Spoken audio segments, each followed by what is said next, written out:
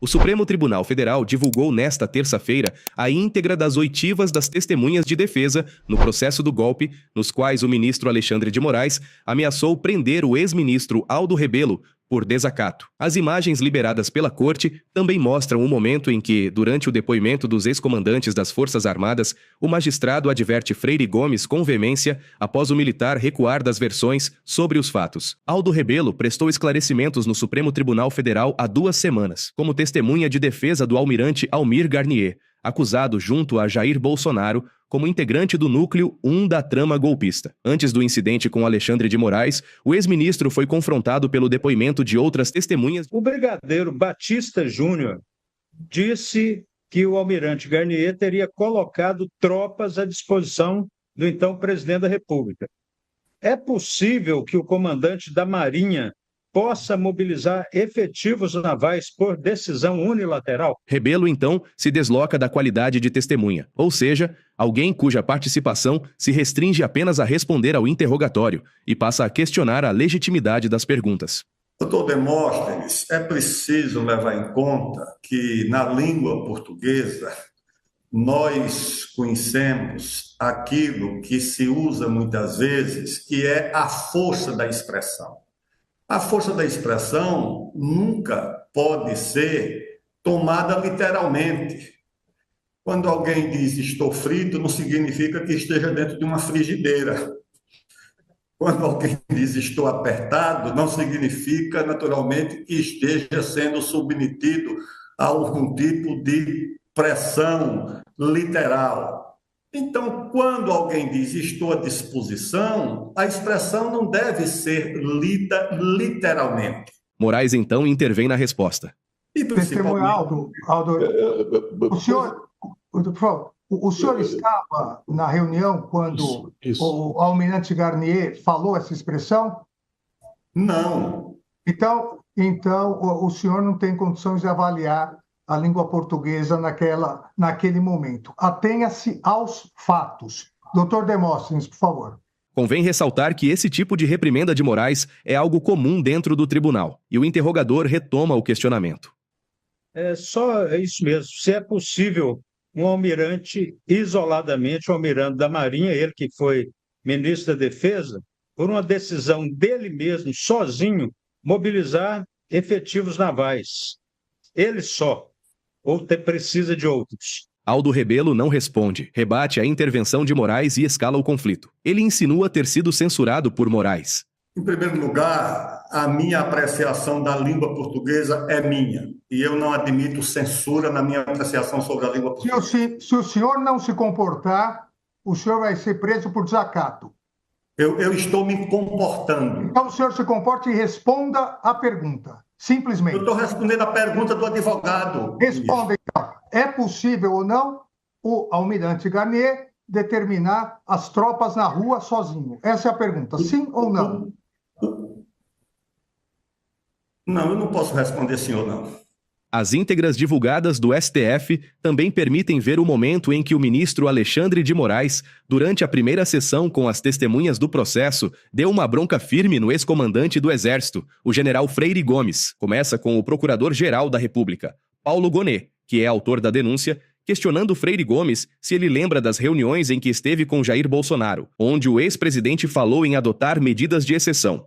O senhor se lembra disso? O almirante Garnier teria dito que se colocava à disposição do presidente da República para implementar essas medidas extraordinárias. Diferente da postura colaborativa que adotou durante as investigações da Polícia Federal, Freire Gomes voltou atrás diante do Supremo. O depoimento de Gomes à APF era tido como uma das principais provas de que o ex-presidente Bolsonaro enfrentou uma dura resistência da cúpula militar na tentativa de atrair os militares aos planos do golpe. Doutor Paulo, nós tivemos diversas reuniões, obviamente que cada um expressava a sua opinião quando solicitado pelo presidente. Eu acredito que o senhor esteja se referindo, pelo que eu entendo, nesta conversa que nós tivemos com o presidente, em que eu expus a ele a importância dele avaliar todas as condicionantes, inclusive o dia seguinte de uma tomada de decisão que fosse. Gomes jura lealdade a Bolsonaro. E eu estava focado na minha na minha, vamos dizer assim, lealdade de ser franco ao presidente do que nós pensávamos. O brigadeiro Batista Júnior também falou, eu não recordo exatamente, ele foi contrário a qualquer coisa naquele momento, e como fui muito enfático no que eu falei, que eu me lembre, o que o ministro da Defesa fez foi ficar calado, e o almirante Garnier tomou uma postura dele, eu acho que ele também foi surpreendido por aquilo tudo ali. Não me lembro dele ter dito que ele apenas demonstrou, vamos dizer assim, o respeito ao comandante em chefe das Forças Armadas e que não tinha opinião efetiva naquele momento. Não interpretei como qualquer tipo de conluio, o senhor me desculpe. Moraes, então, intervém na resposta. Doutor Paulo, por favor, eu queria advertir a testemunha novamente dos termos do artigo 342. A testemunha, ela não pode omitir o que sabe. Então, eu vou aqui dar uma chance à testemunha de falar a verdade. Se mentiu na polícia, tem que dizer que mentiu na polícia. Agora, não pode, agora, perante o Supremo Tribunal Federal, falar que não lembra, que talvez, que eu estava focado somente no que eu pensava. A testemunha é general do Exército, é uma pessoa que foi comandante do Exército, consequentemente, está preparado para lidar sobre tensão, tanto no interrogatório da polícia, no depoimento, quanto aqui. Então, eu solicito que, antes de responder, pense bem, porque Vossa Senhoria disse expressamente na polícia que o depoente e o brigadeiro Batista Júnior afirmaram de forma contundente suas posições contrárias ao conteúdo exposto, que não teria suporte jurídico para tomar qualquer atitude, que acredita que, pelo que se recorda, que o almirante Garnier teria se colocado à disposição do presidente da República. Fecha aspas.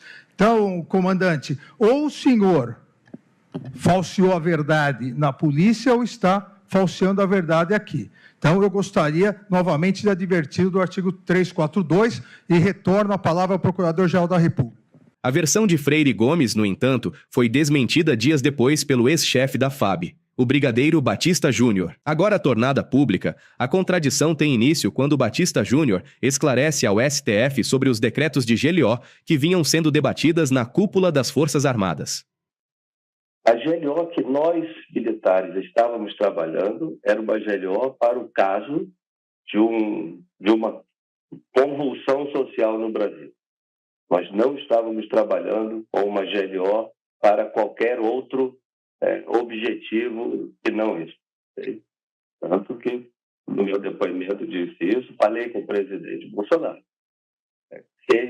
Aconteça o que acontecer, no dia 1º de janeiro, o senhor não será presidente. Ou seja, a GLO que nós estávamos falando era para o caso, por exemplo, de um problema em alguma cidade, algum estado, alguma convulsão social. Nós, os 3 comandantes e o ministro da Defesa não estávamos, no meu modo de ver, falando disso. Paulo Gonet então pergunta qual seria o teor do decreto, também de GLO, apresentado pelo ex-presidente Jair Bolsonaro em reunião com a cúpula militar. E qual era o objetivo da GLO que o senhor detectou que estava sendo ideada, craneada pela presidência da República, pelo presidente Jair Bolsonaro? Doutor Gonet, existe um conhecimento de emprego militar que diz que a guerra é ganha quando se conquista os objetivos políticos, não os militares. O brigadeiro é enfático. O decreto editado por Bolsonaro tinha como objetivo impedir a eleição do presidente Lula. A partir de um momento, eu comecei a achar que o objetivo de qualquer medida dessa de exceção era, sim, para não haver assunção pelo presidente que foi eleito, e não estou entrando em na seara de ideológica ou pessoal. E a partir desse momento, e eu digo para o senhor que isso aconteceu do dia 11 ao dia 14, eu fiquei bastante preocupado. Após confirmar que a cúpula das forças resistiram em aderir aos decretos de teor golpista apresentados por Bolsonaro, o almirante desmente Freire Gomes diretamente. Qual era a postura do senhor e dos demais comandantes quando essas medidas de GLO e outras providências extraordinárias estavam sendo discutidas?